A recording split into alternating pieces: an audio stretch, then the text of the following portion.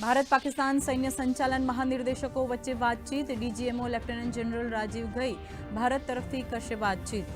સરહદી વિસ્તારમાં સંઘર્ષ વિરામ અંગે આગામી રણનીતિ પર ચર્ચા।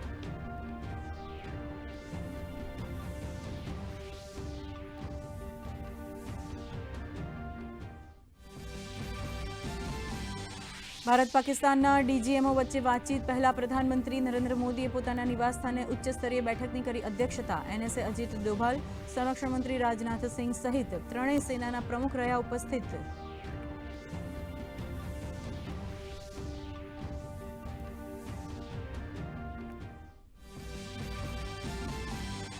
ભારતીય જનતા પાર્ટી ઓપરેશન સિંદૂરની સફળતા માટે ભારતીય સેનાનો માન્યો આભાર।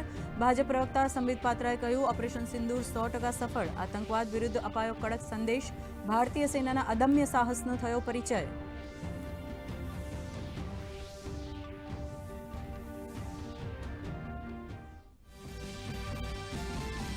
દેશના 32 એરપોર્ટ પર 15 મે સુધી ઉડાણ પર લગાવાયેલ પ્રતિબંધ હટાવાયો। સામાન્ય નાગરિકોની મુસાફરી માટે એરપોર્ટ કરાયા શરૂ। રાજકોટનું હીરાસર એરપોર્ટ અને જામનગરનું એરપોર્ટ પણ નાગરિકો માટે શરૂ।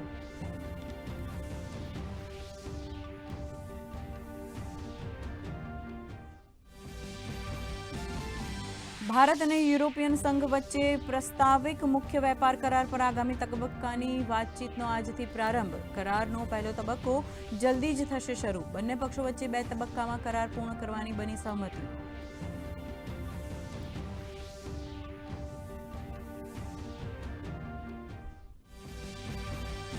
રાજ્યમાં છેલ્લા 24 કલાકમાં 29 તાલુકામાં વરસાદ। સૌથી વધુ દેવભૂમિ દ્વારકાના કલ્યાણપુરમાં 3 ઇંચ જેટલો વરસાદ। આજે પણ રાજ્યના મોટા ભાગના જિલ્લાઓમાં હળવાથી મધ્યમ વરસાદની આગાહી।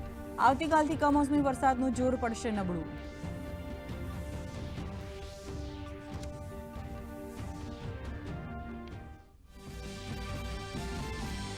ભારત પાકિસ્તાન યુદ્ધ વિરામની ભારતીય શેર બજાર પર અસર। સેન્સેક્સ નિફ્ટી બન્યા રોકેટ। સેન્સેક્સમાં 2500 જ્યારે નિફ્ટીમાં 770 આંકથી વધુનો ઉછાળો।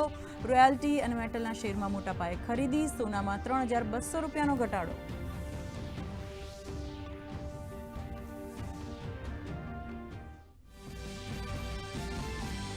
આજે દેશભરમાં બુદ્ધ પૂર્ણિમાની ઉજવણી। રાષ્ટ્રપતિ, ઉપરાષ્ટ્રપતિ અને પ્રધાનમંત્રીએ દેશવાસીઓને પાઠવી શુભેચ્છા। રાજ્ય સહિત દેશભરમાં ઉજવણી।